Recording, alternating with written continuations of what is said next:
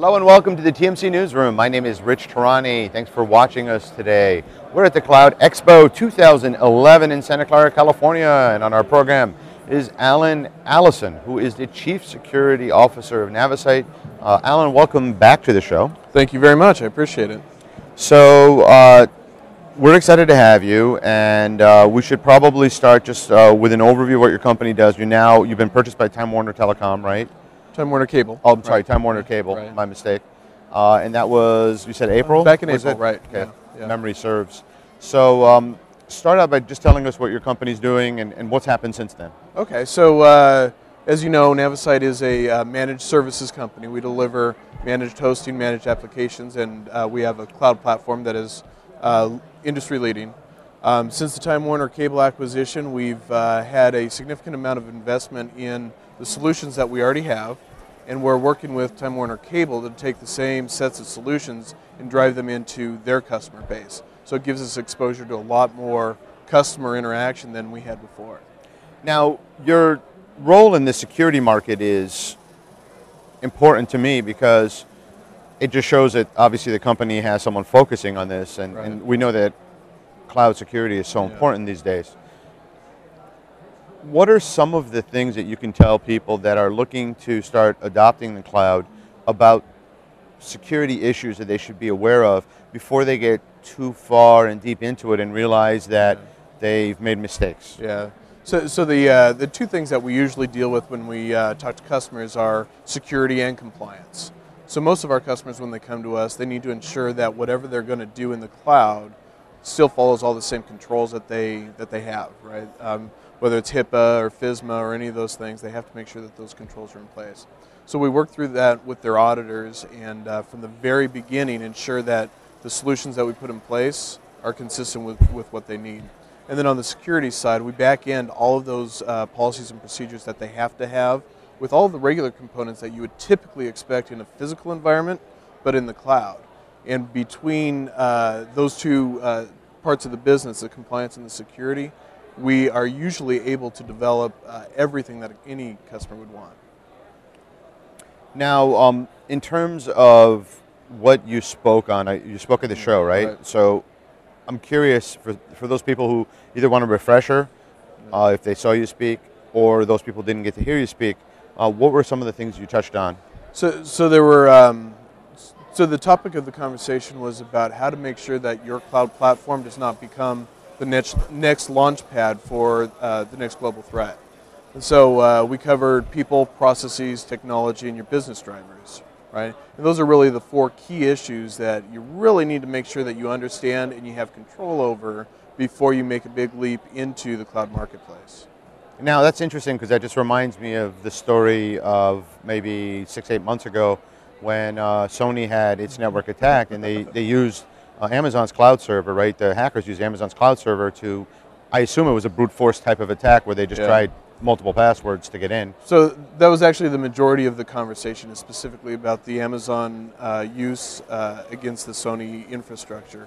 And as a matter of fact, there were 21 incidents over the past year that all culminated from the multiple points of vulnerability that Sony had.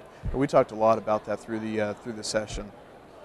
So, I mean, really this sheds light on two things, right? To me, it sheds light on companies that want to properly deploy cloud services, making sure that their services are not used for malicious purposes.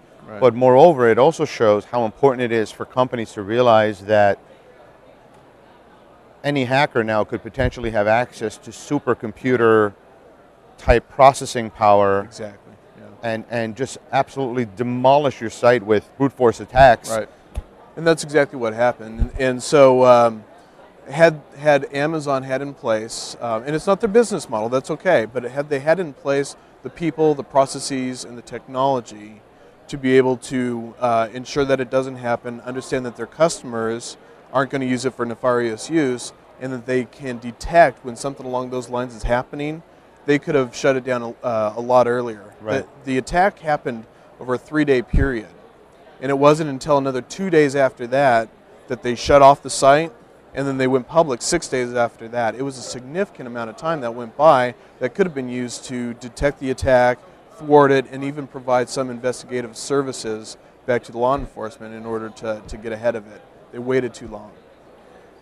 Right, and I'm sure, I would imagine they've shored up their security situation since then. They're probably more alert in terms of those kinds of things happening. But, you know, at this show I've interviewed so many people that are just putting clouds together, and any of those people could, or any of those companies could be harboring, or not harboring, but could be enabling the next hacker group. And that's why it's so important to ensure that the business plan that you have in place supports the type of customers that you want. You know, one great thing about Amazon is that they open up their system so that anybody can hop on at any time, and it's very easy to become a customer. But the downside of that, the flip side of the coin, is it also means that anybody can become a customer. There's not necessarily that traceability. And I think that's one of the things that Amazon will be working through over the next several months to figure out. So bringing this back to your company, tell us why, if I'm potentially thinking about using your services, I should go with NaviSite as opposed to some of the other competitors in the space. So from the ground up, NaviSite has always been an enterprise solution provider.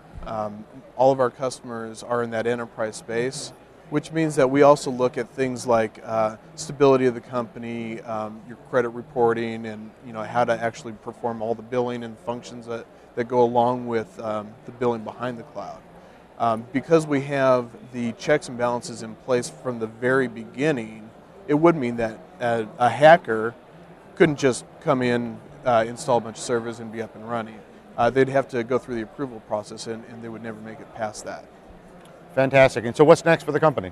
So we're seeing a lot of growth in taking the solutions that are very easy to move into the small, medium business, and we're pouring a lot of money into that. So you'll see a lot more growth in our managed messaging services, some key issues or key enterprise solutions going on into the SMB, like cloud, storage, database management, some of the things that the small, medium customer doesn't quite have the expertise in-house for. Great. Well, thanks for being here today. Thank you very much. I appreciate it.